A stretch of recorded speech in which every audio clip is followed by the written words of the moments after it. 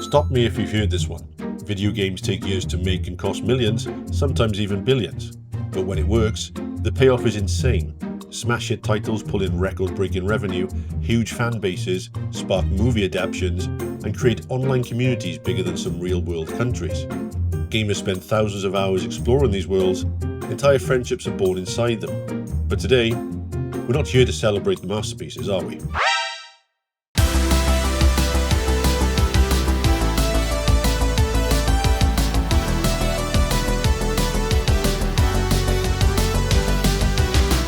So, first on our list and coming in at number 10 is Anthem.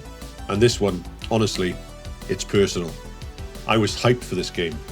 The trailers looked insane, flying around in Iron Man suits, fighting giant monsters, exploring an epic open world. It had everything on paper to be BioWare's next masterpiece. Instead, it turned into one of the biggest gaming flops of the decade. The problem started way before launch. Development was a complete mess.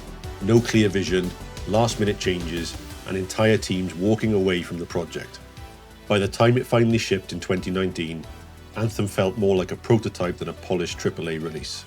Players were hit with endless loading screens, repetitive copy-paste missions, constant crashes, and an endgame so thin you could finish it in an entire weekend. The big selling point, however, the loot and the build diversity, wasn't even there. Everyone basically played the same way, which killed replayability fast. And let's not forget that infamous E3 demo, the one that looked incredible, but turned out to be basically science fiction. The final product didn't just fall short, it wasn't even the same zip code.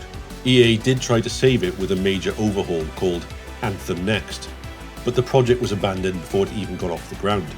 Eventually, support was pulled altogether, servers were shut down, and Anthem went down as a $100 million cautionary tale. From being hyped as the next big thing, to turning into an example of what not to do, Anthem's legacy is a painful reminder that flashy trailers can't cover up a broken game.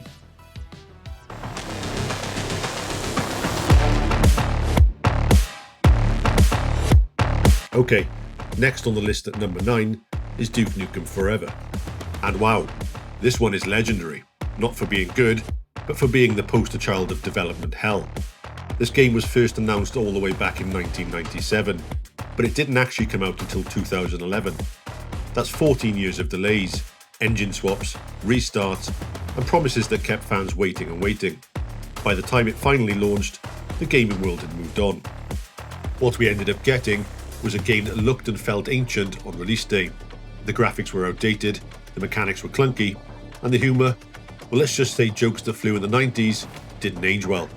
Critics called it juvenile, offensive, and just plain out of touch. On top of that, the game ran poorly.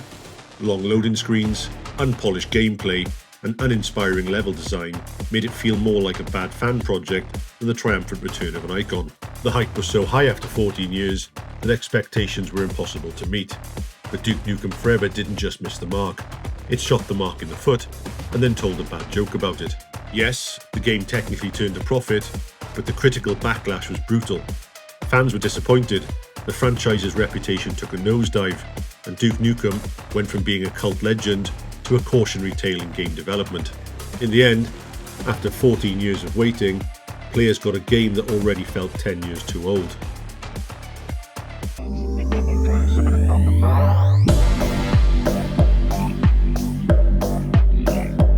Okay, next up at number 8, Suicide Squad killed the Justice League.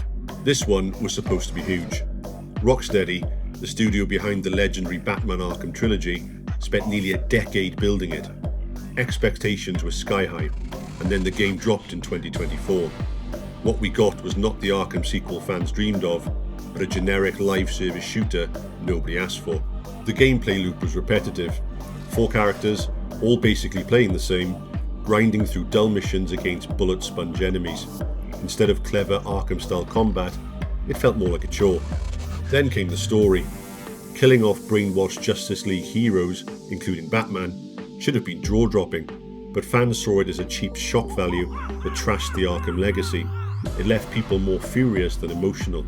The live service model, battle passes, microtransactions, and forced online play, all clashed with everything Rocksteady was known for. Players didn't want Destiny with DC skins, but that's exactly what they got. And the result? A critical disaster, with only 19% of critics recommending it, and player numbers dropping off a cliff after launch. Financially, it was even worse. Reports say that Warner Bros. Lost around $200 million on the game. The fallout was brutal. Layoffs at Rocksteady, shattered trust from fans, and Warner Bros. Officially admitting the game was dead, cutting off meaningful updates before it even had a chance to recover.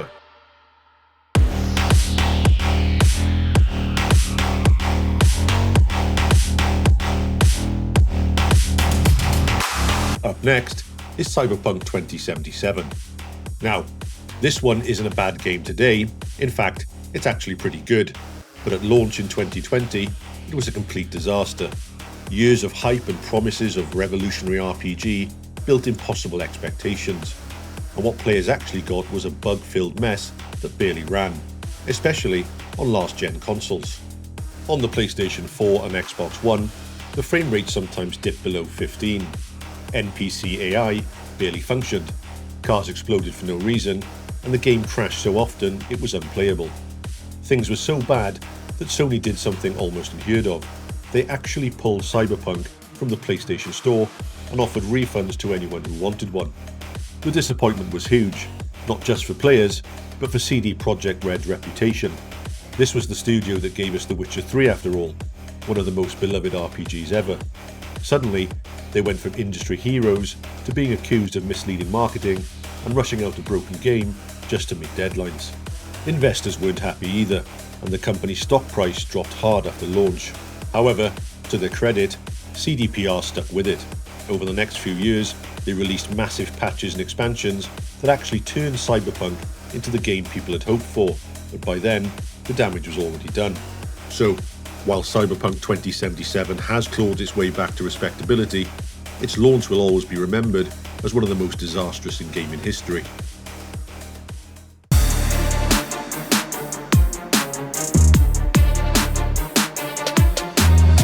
And at number 6, we've got Marvel's Avengers.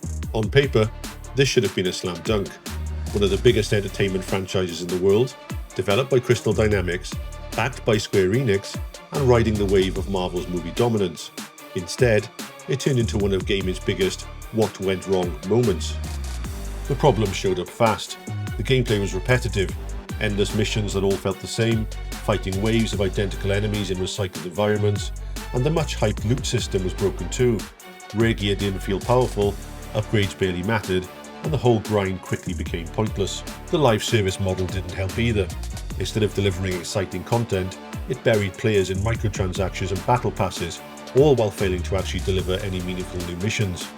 Even the co-op, which should have been a highlight, felt clunky and unrewarding.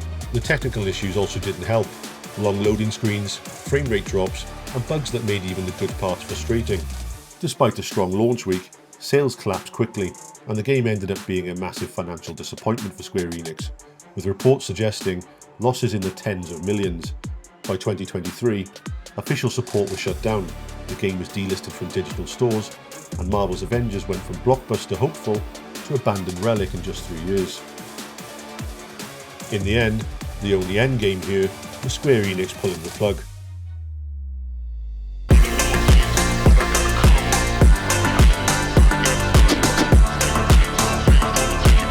Fallout 76 could be remembered as one of the most disastrous AAA launches in gaming history.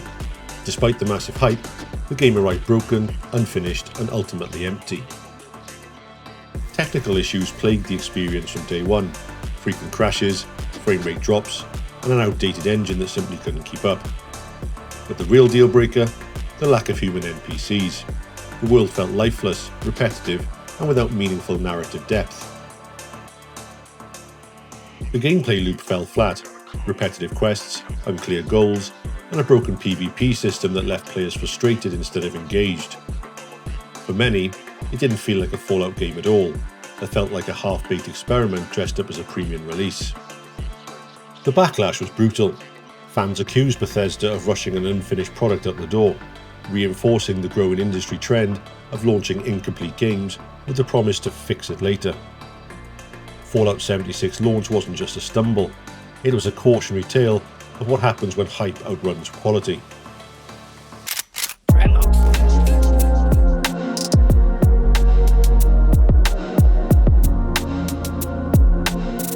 Immortals of Aveum was pitched as a bold new AAA single-player shooter infused with magic.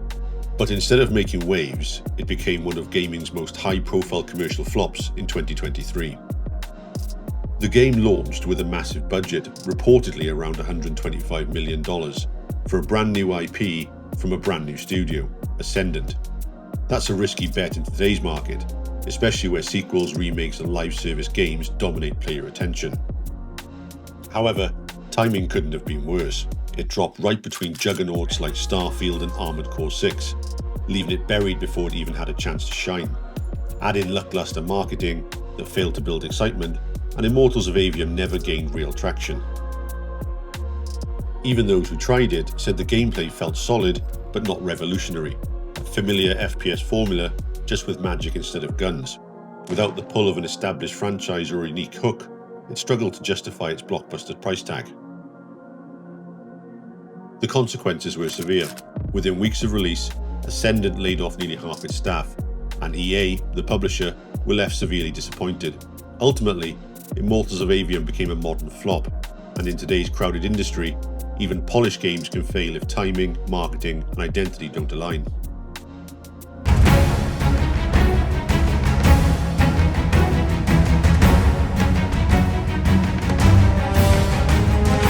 After more than a decade in development hell, Skull and Bones finally set sail in 2024, but instead of becoming Ubisoft's next big hit, it sank almost immediately. The core problem? Well, the game just wasn't fun. The pirate fantasy that players craved was reduced to repetitive sailing, resource grinding, and fetch quests. There was no compelling story, no exciting on-foot exploration, and no shipboarding. All the things that made Assassin's Creed 4 Black Flag beloved in the first place. Ironically, a game released in 2013 felt richer and more engaging than this brand new $70 live service title. Technically, it didn't impress either. Graphics, character models, even water physics were called outdated. Shocking, given the game's 10-year development cycle. Progression was equally dull, with players grinding for hours just to unlock their first meaningful upgrades. And then came the live service model, cosmetic microtransactions, slow content delivery, and a lack of real depth. Beta players had already warned it was clunky and uninspired, and the full release proved them right. The result? Disappointing sales, player counts far below expectations, and Ubisoft slashing the game's price from $70 to just $25 within weeks. In the end, Skull and Bones became less pirate adventure and more of an example of wasted potential, poor direction, and a game that couldn't live up to its own legacy.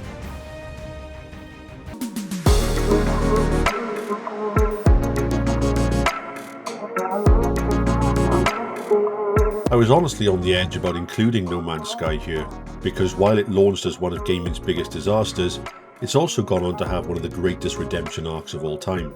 Back in 2016, the hype was unreal. A procedurally generated universe with 18 quintillion planets, seamless exploration, multiplayer across a galaxy. No Man's Sky was marketed like the future of gaming itself, but when launch day came, reality hit hard. Players quickly discovered missing features. Most infamously, multiplayer just wasn't there.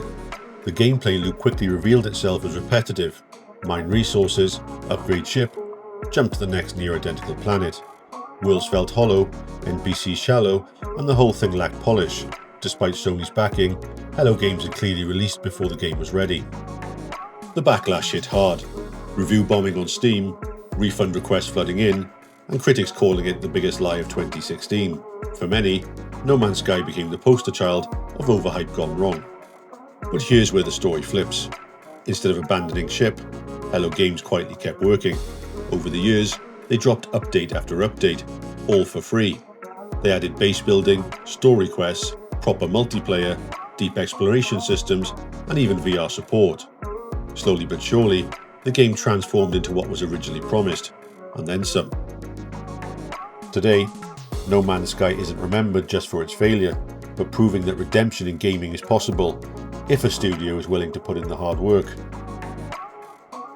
Okay guys, before we dive into number one, if this is the sort of content and video that you like, please do let us know in the comments, and we'll be sure to make more.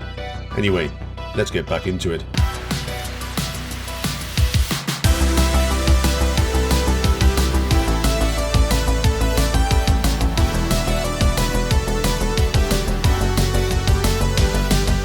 Yeah, I know you probably saw this one coming. Concord. Where do I even start with this absolute train wreck? Launched as Sony's big new AAA live service hero shooter, Concord was supposed to compete with giants like Overwatch and Valorant. Instead, it became one of the fastest, loudest and most expensive failures in recent gaming history. It was launched as Sony's big new AAA live service hero shooter. Concord was supposed to compete with giants like Overwatch and Valorant. Instead, it became one of the fastest, loudest and most expensive failures in recent gaming history. The numbers speak for themselves. On Steam, Concord peaked at fewer than 700 players. Not 7,000, not 70,000, 700. For a game with a budget reportedly north of $100 million, that's nothing short of catastrophic. Critics and players alike slammed the game as generic, uninspired and tone-deaf. The characters felt like discount versions of Guardians of the Galaxy mashed together with Overwatch, but without any of the charm, style and originality. Abilities were forgettable, the gameplay loop was dull, and the tone of the writing was awkward, trying to be quirky and cool, but coming off as forced and cringy. And the worst part, it never had a chance to find its footing. Sony offered full refunds, pulled the game from stores, and then, less than a month after launch, shut down Firewalk Studios entirely. A studio closure within weeks of release that's almost unheard of at this scale. This wasn't just a commercial flop, it was a full-blown embarrassment. Some industry voices have even compared it to the infamous ET crash of the 1980s, not in terms of scale, but in sheer how did this even get greenlit type energy. At its core, Concord failed because it was trying to chase trends rather than set them. A live service hero shooter in an already saturated market, built without clear identity and relying too heavily on what was hot on social media instead of crafting something genuinely fresh. Add in flawed leadership, vague creative direction, and Sony banking 9 figures on a brand new untested IP, you've got the perfect recipe for disaster. Concord isn't just a failed game, it's a warning. Proof that even the biggest publishers with the deepest pockets can crash and burn if they forget the golden rule. Players don't want another copycat trend chaser, they want something worth their time.